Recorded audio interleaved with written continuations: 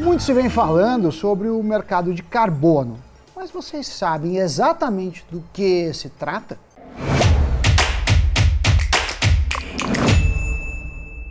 Salve pessoal, meu caríssimo Sammy Boy! Olha só, o Brasil vem recebendo holofotes sobre o tema e não é de hoje. Isso porque o país tem entre 50% e 60% das florestas tropicais no mundo. E olha que dado surreal, a Amazônia brasileira tem 1/3 das árvores do planeta. É impressionante, hein? E o que isso indica? Que o Brasil tem mais capacidade de geração de crédito de carbono por conservação de florestas do que a soma de todos os países entre a segunda e a 11ª posição no ranking. Pode juntar Indonésia, Peru, Colômbia e mais 8 países que não dá o Brasil nesse quesito. E por isso que governos estrangeiros já sinalizaram algumas quantias significativas para investir no Fundo Amazônia. Caso da Alemanha, Noruega e Estados Unidos, por exemplo. É que só o Brasil, Doni, pode atender 48,7% da demanda global de crédito de carbono até 2030. Entendam o que estamos falando? Praticamente metade da oferta do planeta. E isso por conta da Amazônia, segundo os dados da Way Carbon e da McKinsey. Só que, ironicamente, nós somos o 4º maior emissor de carbono no mundo. E alguns estudos apontam que 60% disso vem de queimar as florestas. Os municípios que mais poluem no Brasil estão na Amazônia. Altamira, no Pará, é um exemplo. Então, não é São Paulo o maior causador de poluição, por incrível que pareça. E há um empenho nesse tema, tanto de preservação, quanto de como lucrar com o chamado crédito de carbono. E o que seria isso? O crédito de carbono é um certificado digital que prova que uma empresa ou projeto ambiental ou sequestrou carbono plantando árvores ou evitou emissão de 1 tonelada de carbono. Então, basicamente, um crédito de carbono representa 1 tonelada de dióxido de carbono retirada da atmosfera.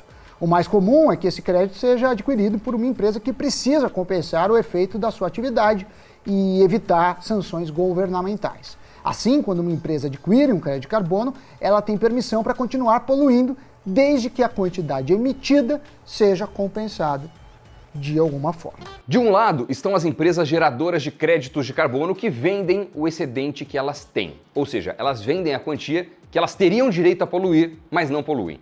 De outro lado estão as empresas que emitem dióxido de carbono acima do que poderiam emitir e que precisam comprar créditos. Hoje o Brasil está em processo de desenvolvimento de um conjunto de normas para regular esse mercado. E isso, inclusive, tem que ser feito para ontem. O país precisa ter competitividade no comércio internacional. E já deu para ver que o tema é absolutamente necessário, né? O preço do crédito de carbono multiplicou por 4 nos últimos 2 anos. Ele passou de $2,5 para $10. E projeções do Banco Mundial, além do FMI, estimam que esse valor possa chegar a $100 nos próximos anos. E considerando um cenário otimista, em que o preço de carbono ficaria nestes $100 por tonelada, a pesquisa projeta que o potencial de geração de receitas poderia chegar 120 bilhões de dólares até 2030 no país. Olha o tamanho da cifra. Impressionante, hein, Sammy Boy? E muitos seguem apontando que esse é um ativo financeiro, uma nova commodity, o que nos leva a crer, como investidores, que dá para lucrar com esse mercado, em especial por estar ainda num estágio inicial, com forte potencial de crescimento. Alguns levantamentos apontam que os fundos negociados nos Estados Unidos e na Europa, que seguem princípios ESG, estão registrando uma taxa de crescimento 2 vezes maior que os fundos que não têm essa agenda no seu DNA. E focando em investimentos voltados a crédito de carbono, as opções para entrar nesse mercado estão aumentando, ainda que aos poucos. Existe no mercado o crowdfunding, que é nada mais do que um grupo de pessoas que se une para colocar de pé negócios do seu interesse. Então, energia renovável, ativos florestais e iniciativas ESG são apenas um exemplo. Temos também ETFs, que replicam índices compostos por contratos futuros de créditos de carbono. Estes, por sua vez, são listados em alguns mercados americanos e europeus. Tem até alguns fundos que replicam esses índices por aqui. O Trend Carbono Zero Fim, o Vitrio Carbono e o BB Multimercado Carbono, além do Safra Direct Carbono, são alguns exemplos. No Vitrio Carbono, o investidor tem exposição a contratos futuros do carbono europeu. Logo, o resultado está exposto à variação do euro, o que pode interferir para cima ou para baixo no retorno do fundo também. Já uma outra opção descentralizada é a tokenização de créditos de carbono.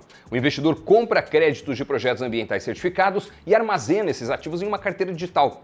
Quando for vender, a negociação é feita em uma exchange, igual se faz com as criptomoedas, via blockchain. Um dos tokens mais famosos é o Moss Carbon Credit, de código MCO2, que foi criado pela plataforma brasileira Moss. Nossa equipe entrevistou Luiz Adaime, fundador da Moss, uma empresa que calcula quanto as pessoas e empresas emitem de poluição. Também conversamos com Leonardo Pinto, da Blocks Capital, uma gestora que está com o primeiro Fiagro ligado a crédito de carbono, gerado diretamente da Amazônia. Pode rodar a entrevista. Primeiramente, muito obrigada de falar com a gente aqui no Cafeína. É um prazer falar contigo, que é referência aí no mercado de carbono. E a gente já quero começar te perguntando se o mercado de carbono é a nova commodity, né? Se é a commodity do futuro ou se já é a commodity do presente. Como é que a gente pode avaliar isso?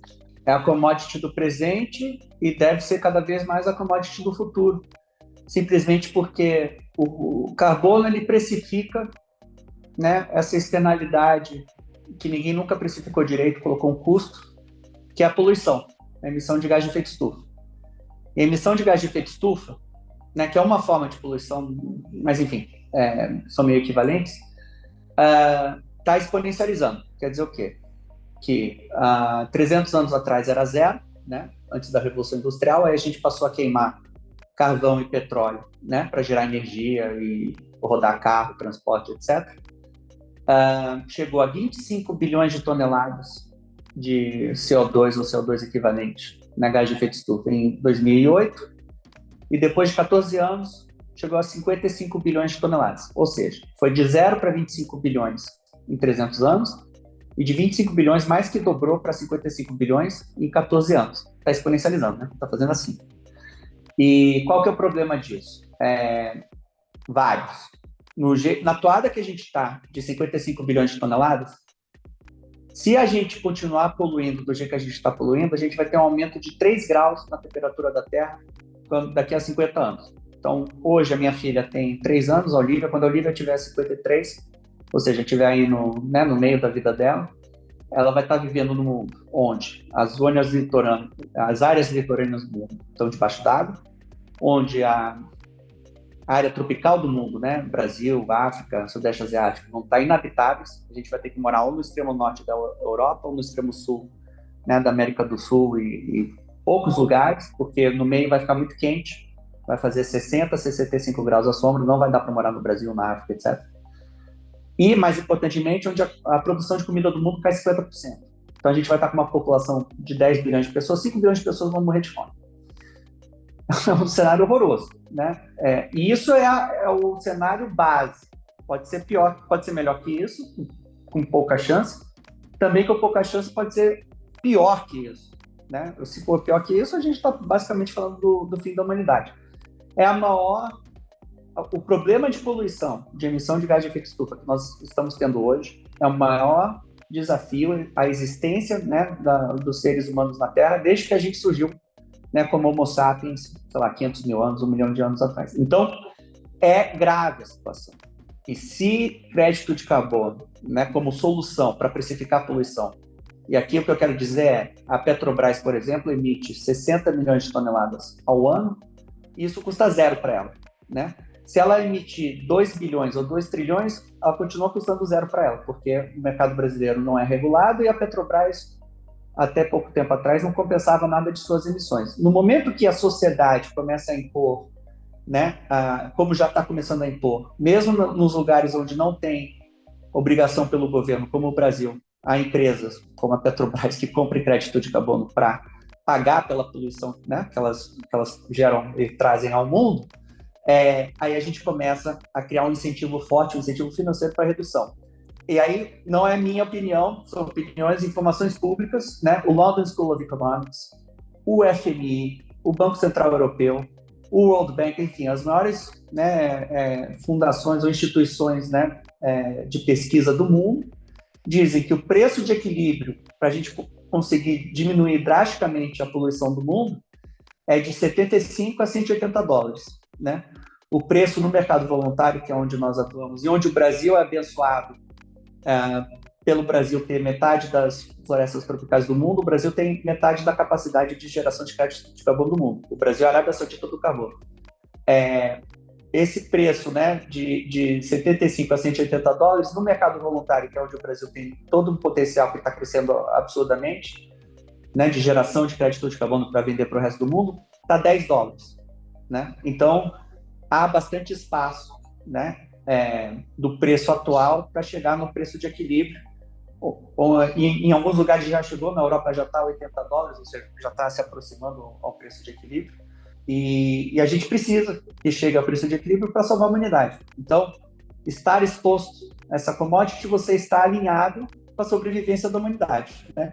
Que é mais importante do que ganhar dinheiro, até do que causar impacto social. Assim, se isso não funcionar, a gente morre como humanidade. Até eu queria que você falasse um pouco como é que está caminhando a questão de regulamentação aqui no mercado brasileiro, porque ainda não é um mercado totalmente regulado, você me corrija se eu estiver errada, né? E agora com Lula entrando e o seu novo governo e dando todos os sinais que ele está com foco total ele, Marina Silva, né, como ministra, etc., já mostrou um maior interesse em outros países, investir no país. Então, você acredita que a gente pode estar rumo aí uma regulamentação mais rápida nesse sentido, não? E que pé que está agora? Não só podemos, como estamos, tá? É um fato, já está acontecendo.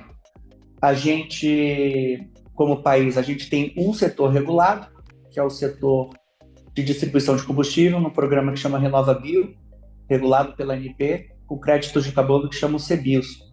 Esse mercado é regulado, né? O governo exige que empresas, né, distribuidoras de combustível, a Vibra, a Cosan, a Ipiranga, né, do Grupo Ultra, etc., que quando elas vendem gasolina acima de um certo volume, elas têm que comprar CBIOS do setor sucroalcooleiro.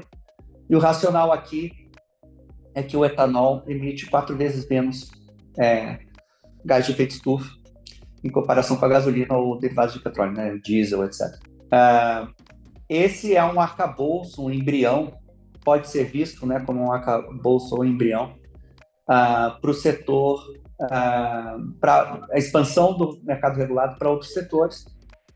E já há um projeto de lei, um PL do deputado Marcelo Ramos, que já avançou bastante em discussões no Congresso, há muitos anos já, em alinhamento com a sociedade civil, com ONGs, com fundações, enfim, com entidades, né, ambientais e do setor de carbono, para instituir o mercado regulado brasileiro, no qual começa-se com os setores mais poluentes, mineração, petróleo e gás, aviação, etc., forçar com que eles comprem pelo menos parte, né, compensem pelo menos parte das suas emissões, comprando crédito de carbono. Normalmente, e aí a indicação é que seja de projetos, né, brasileiros, numa metodologia brasileira, e aqui no Brasil, como a gente é Arábia Saudita do crédito de carbono no florestal, é muito provável que isso crie uma demanda bem forte, né, aqui do mercado local para a compra ou a negociação de créditos de carbono de projetos de conservação. Se você pudesse só me explicar, eu achei interessante a questão do mercado regulado e do voluntário. Uma empresa, estava dando o exemplo da Apple, por exemplo, né? Se as emissões dela são na Califórnia, ela pode comprar em um outro continente totalmente oposto, não tem problema nenhum? Ou no regulado é diferente? No voluntário. O regulado, vamos lá. E isso é por razões geopolíticas, tá? Tecnicamente, o ar é igual no planeta inteiro. Então, você deveria poder comprar um crédito de carbono em qualquer lugar do mundo, né, ou gerado em qualquer lugar do mundo. No regulado, por razões geopolíticas, a Europa não aceita crédito da China porque ela fala, o governo europeu, né, o regulador europeu fala, eu não sei como é que são feitas essas coisas na China, eu não confio, então eu não aceito o chinês. E o chinês não aceita o americano, não aceita o europeu, e o americano não aceita, enfim. Um não aceita do outro. Então, os mercados ainda são, irracionalmente, de uma certa maneira, segregados. E por isso você tem preços diferentes em cada mercado regulado. Na Europa é 80, na Califórnia é 30, na China é 10. Aí sempre me pergunto, mas aí a Lufthansa não poderia comprar crédito de carbono na China, né, que é 10? Pode, mas de maneira voluntária. Não vai servir para o compliance da Europa, porque o europeu vai falar, não, eu não reconheço o crédito de carbono chinês. Por isso você tem uma torre de Babel, uma loucura. São 68 diferentes protocolos no mercado regulado, que não se conversam. estão começando a se conversar mais, porque não faz o menor sentido. Então, os Estados Unidos, a Califórnia, já convergiu para o mercado, para o RED, que é o mercado do East Coast americano, que está convergindo, né, criando um mercado único com o Canadá. Eu acho que daqui a 5, 10 anos a gente vai conversar, acho que não vai ser um único mercado global, mas vai ter, sei lá, 5, 6 ao invés dos 68 que a gente tem hoje em dia. Por exemplo, o CBIO, né, que é o brasileiro, só é aceito no Brasil. Né? É uma jabuticaba, não é aceito nos Estados Unidos, não é aceito em nenhum outro lugar do mundo. Isso no regulado. Em paralelo, né, você tem o regulado, que é grandão, aí você tem o pequenininho aqui, que é o que está crescendo um monte, que é voluntário. Esse sim é internacional. Não existe crédito de carbono brasileiro no mercado voluntário. É crédito de carbono, assim, florestal voluntário, mas não importa se a empresa, a Apple pode comprar no Brasil, mas pode comprar na Austrália, pode comprar na Alemanha, pode comprar em qualquer lugar do mundo. São reconhecidos globalmente. E aqui você tem, na casa de 5 registros globais, são instituições, fundações privadas de registro e validação dos créditos, mas tem uma que é a maior delas, que é tipo uma Ambev de participação de mercado das fundações, que é a VER, ou OVER, que fica em Washington, funciona como se fosse um FMI ou um Banco Mundial de Crédito de Carbono. E eles que estabelecem as metodologias, estabelecem os requisitos e as regras do jogo e funcionam como guardiões. Então, no mercado voluntário, você pode se comprar em qualquer lugar. Ele se arbitra, né? No regulado, não. Bom, Leonardo, eu quero primeiro te agradecer pela presença aqui no Cafeína, né? Para quem não conhece o Leonardo, ele é diretor de gestão da Blocks Asset. Então, seja muito bem-vindo, Léo. Obrigado, Fernanda. Obrigado pelo convite. Tá ótimo. E eu queria já começar aí perguntando por que criar agora um FIAGRO de crédito de carbono, né? Como que vocês avaliaram, né, esse momento, né, sendo este momento ideal para o setor? Bom, legal. O setor de crédito de carbono ele é bem amplo, né? E o que a gente tem visto nos últimos meses, desde a COP lá no Egito, é uma demanda muito grande pelas empresas por crédito de carbono dentro do mercado voluntário, né, que é onde vai ter a sua atuação primária. É um mercado que tem demanda de crédito, de compra de crédito de carbono, mas tem falta de oferta de projetos de qualidade. São projetos que têm um nível de transparência adequada, que não vão ter um problema de risco de imagem para o comprador. Você está falando do mercado voluntário, você não tem uma regulação por cima, não tem a entidade de um governo ou alguém que fica lá regulando, auditando. Ele é voluntário entre empresas privadas. Então, você precisa entender muito bem com quem você está fazendo esse contrato. E a gente entende, em parceria, né, com a Mosca, nosso parceiro estratégico aqui no fundo, que é um momento ideal para a gente lançar, através de uma estrutura de governança corporativa tão robusta quanto é um fundo listado na B3. A gente tem seguido padrões da B3, padrões da CVM, tem auditoria, tem o administrador, tem nós aqui da Blocks como gestor, enfim, você tem um arcabouço de governança corporativa muito forte que vai trazer uma transparência para o comprador desse crédito. E, por outro lado, é uma tese totalmente descorrelacionada com o mercado brasileiro, com a economia brasileira, no mercado global de crédito de carbono. E o ativo está aqui no Brasil, na Amazônia brasileira, principalmente, que é da onde a gente vai conseguir gerar esses créditos de carbono. Então, acho que a gente está unindo uma janela de mercado em termos financeiros, em que o investidor brasileiro está buscando alternativas mais conservadoras ou que tenham descorrelação com a economia brasileira. E, do outro lado, você tem uma demanda pelo o produto final do fundo, né, que é o crédito de carbono para quem vai comprar, né? Então, eu acho que a gente consegue juntar essa janela agora ideal.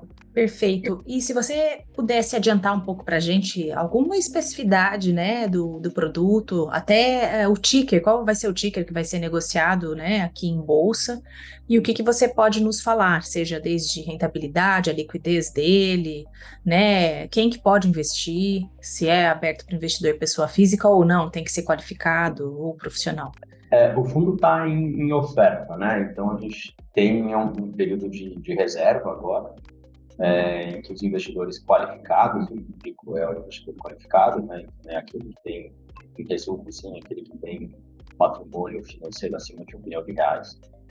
É um produto que tem seus riscos, sua peculiaridade, desenvolvimento, então ele vai ter um lock-up, né, que é um período de trava de negociação de 18 meses. Então, quem compra a cota agora só vai poder negociar daqui a 1 ano e meio, basicamente.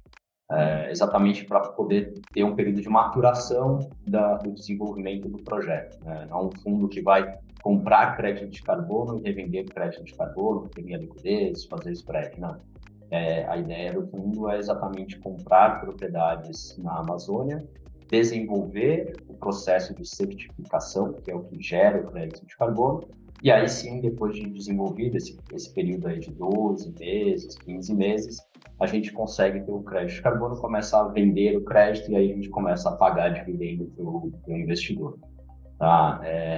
Por ser de desenvolvimento e tudo, a expectativa é que a rentabilidade seja condizente. Hoje o benchmark dele, né, o alvo dele é IPCA mais 9, que está líquido de IR para aquele investidor que obviamente se enquadra dentro da isenção de IR para FIAC, que hoje a MTNB, que seria o proxy aí, correlação, mais, quer dizer, a comparativo mais próximo aí de tempo seria tá correndo aí MTNB, tá IPCA mais 6 e alguma coisa, você tem esse spread em cima da NTNB.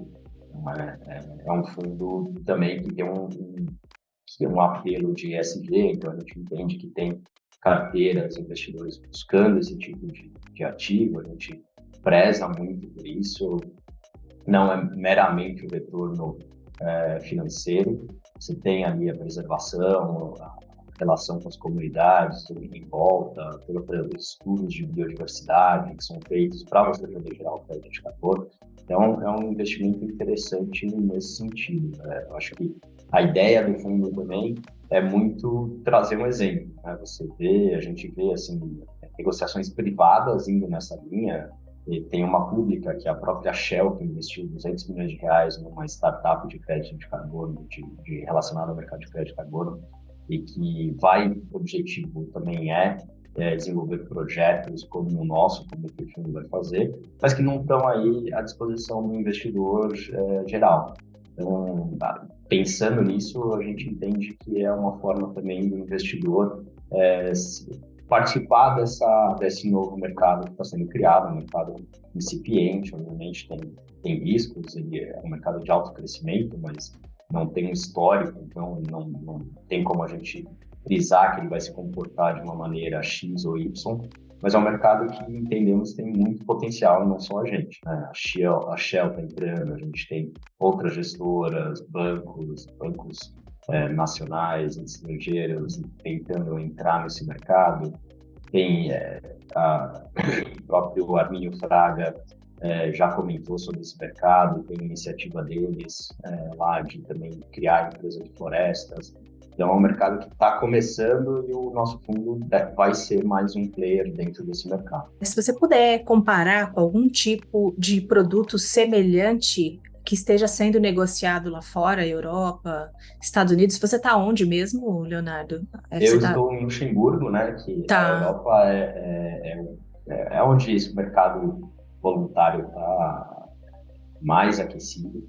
Então, a gente está aqui também para buscar investidores e compradores dos créditos de carbono, que também faz parte da estratégia. Mas no mundo, a gente não tem conhecimento. Não posso dizer que não existe, mas a gente não tem conhecimento de nenhum fundo listado com acesso ao público aí. Também não é o público geral, é qualificado, mas com acesso ao público, a gente pesquisou. No Brasil não existe. No mundo a gente também pesquisou e não encontrou. Se alguém souber, pode até mandar aqui, que a gente ia adorar analisar, mas a gente não encontrou no mundo nenhum fundo desse jeito. É uma iniciativa bem inovadora mesmo, que a gente está se propondo aqui a fazer. que é o papel da Blox, trazer novidades e teses que os grandes investidores estão operando através de veículos e democratizar esse acesso para o investidor aqui do mercado brasileiro. Então, Leonardo, eu quero te agradecer pela participação e deixar aberto se você quiser fazer mais alguma consideração que julgar necessário que a gente não tratou antes.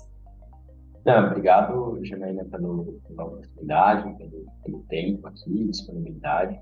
E a consideração que eu queria fazer é que aqueles que tiverem interesse podem procurar pelo fundo. O ticker é AMAZ11, AMAZ11, tá? No site da B3, no site da Blox Asset, você encontra informações, no Nubank, na Nuinvest, tá, como coordenador. Leia o prospecto, especialmente a seção de riscos. É um investimento de risco, não é um investimento sem risco, mas a gente entende que é uma boa oportunidade de você participar de uma mudança aí de conscientização da Amazônia. A gente é uma gota no oceano, mas a gente espera que seja uma gota que se espalhe e outros venham atrás da gente. Então, também procure saber mais sobre o mercado de crédito de carbono, sobre outros projetos iguais ao nosso, parecidos. Estamos à disposição também aqui para dúvidas. E, novamente, muito obrigado pelo seu tempo e interesse. Muito obrigado pela participação, Leonardo e Luiz. Valeu mesmo, sejam sempre muito bem-vindos de volta aqui ao Cafeína e ao Invest News, viu? Agora, como todo investimento, é claro que existem os seus riscos. Um deles é a falta de liquidez. Antes de apostar em qualquer fundo, crowdfunding, tokens, FII agros, tem que estar ciente se você consegue se desfazer do ativo do dia para a noite. E caso seja possível, se você pode ser penalizado por isso, ou seja, se pode perder dinheiro nessa.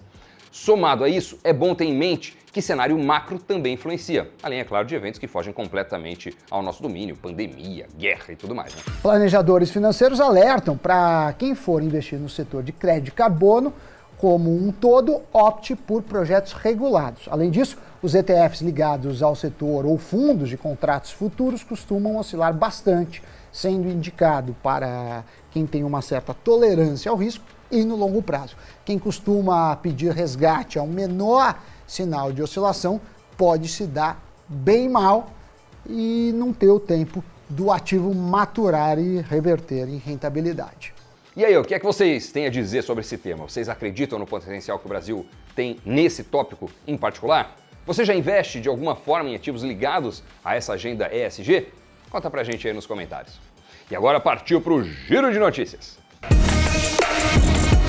O iFood demitiu 355 funcionários, o equivalente a 6,3% do quadro de pessoal do aplicativo de entrega. O caso é o mais novo de redução de pessoal por empresas ligadas à tecnologia no país. O movimento acontece globalmente, impulsionado pela elevação dos juros em diversos países e dos temores de uma recessão mundial.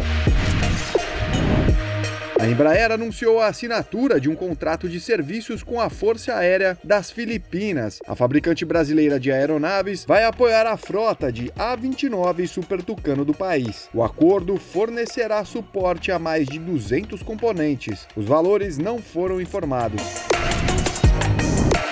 O governo da Argentina está em negociações com bancos. O objetivo é organizar uma troca de dívida interna que busca aliviar as preocupações com o eventual calote, atrair alta participação de investidores e estender os vencimentos para além das eleições deste ano. O país tem mais de 30 bilhões de dólares em dívida local com vencimento no segundo trimestre.